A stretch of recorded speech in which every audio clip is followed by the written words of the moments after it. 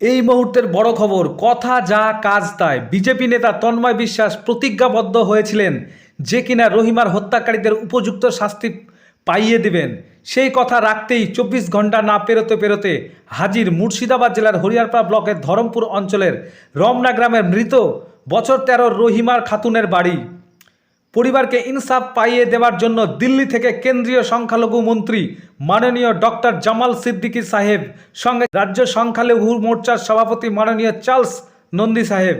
পরিবারের দাবি রহিমার পোস্টমর্টম হোক, দোষীরা উপযুক্ত শাস্তি পাক।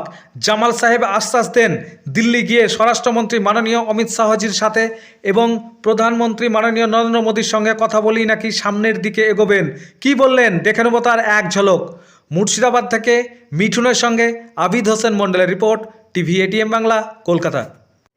सर, जिस देश में बेटी बचाओ बेटी पढ़ाओ प्रकल्प है, उस देश में क्यों रोहिमा की जैसा लड़की खून हो रही है? ये बहुत शर्मनाक हालात है। एक तरफ पश्चिम बंगाल की जो मुख्यमंत्री जो महिला है, वो भी गरीब परिवार से उनका ताल्लुक था और उनके ही राज्य में एक हमारी बेटी रहीमा खातून जो नाबालिग थी, अल्पसंख्यक मुस्लिम थी, उसका अपहरण होता है, उसकी हत्या होती है, उसके साथ बलात्कार होता है और उसके घर तक अभी कोई सरकार की तरफ से उसको सांत्वना देने नहीं आता है। आरोपियों पे कार्रवाई नहीं होती है, पोस्टमार्टम को मैनेज किया जाता है, टेम्पर किया जाता है और जब उसने मिसिंग रिपोर्ट डाला था उस पर तत्काल अगर पुलिस ने कार्रवाई की होती तो शायद उसकी जान बच सकती थी। ये जो आज गुंडा राज चल रहा है, इससे देश की जो जनता है वो बहुत दुखी है। पश्चिम बंगाल की जनता ने जिस उम्मीद में ममता दीदी को मुख्यमंत्री का पद दिलाया था, वो उम्मीद टूट चुकी है। अभी मैंने जब बात किया तो हमारी बहन ने बताया कि वो अधीर रंजन चौधरी जी की कार्यकर्ता है। यहाँ की जनता ने 5 बार श्री चौधरी जी को सांसद बनाया। आज कांग्रेस जैसे पार्टी के वो सत्ता पक्ष नेता है, देश में सबसे बड़े नेता है, फिर भी ना वो आए यहाँ पर, ना उनकी तरफ से कोई कार्यकर्ता आया, ना कोई उनकी संतावना आई। ये दिखाता है कि गरीबों को न्याय नहीं मिल रहा है।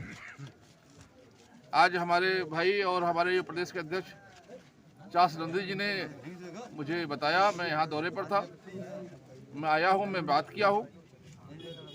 मैं आपके माध्यम से यकीन दिलाना चाहता हूँ कि इंशाल्लाह जो आरोपी है गिरफ्तार होंगे, उनको सख्त से सजा होगी।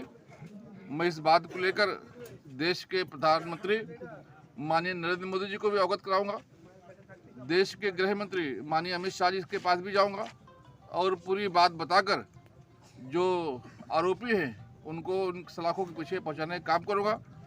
जिन अधिकारियों ने इस पर लापरवाही बरती है, मैं उन अधिकारियों के ऊपर भी कार्रवाई करवाऊंगा और ऐसी घटना ना हो दोबारा, इसके लिए जो भी व्यवस्था हो सकती है मैं कराऊंगा। आज के केंद्रीय मंत्री জামালউদ্দিন সাহেব যেখানে এসেছেন, সেই সম্পর্কে আপনি কি জানাচ্ছেন? বিষয়টা হচ্ছে এখানে যে ঘটনাটি ঘটেছে আপনারা সবাই অবগত, যে এটাকে মুখে ব্যক্ত করতে গেলেও কষ্ট হচ্ছে।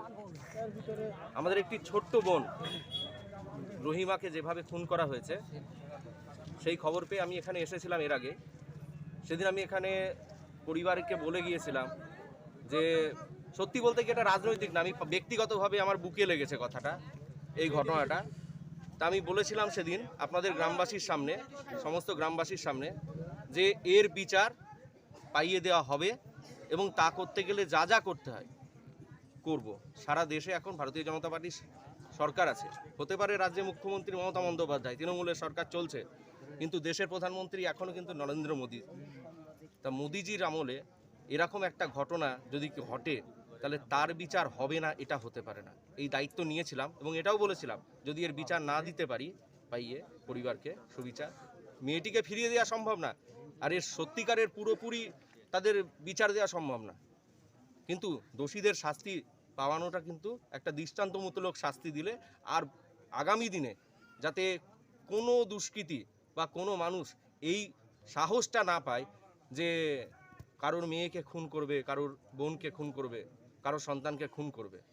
এই শাস্তি একটা দৃষ্টান্তমূলক মাইলস্টোন হয়ে থাকবে, যেটা দেখে পরবর্তীতে অপরাধীদের অপরাধ করার আগেই বুকটা কেঁপে উঠবে রহিমা খাতুন ঘটনা।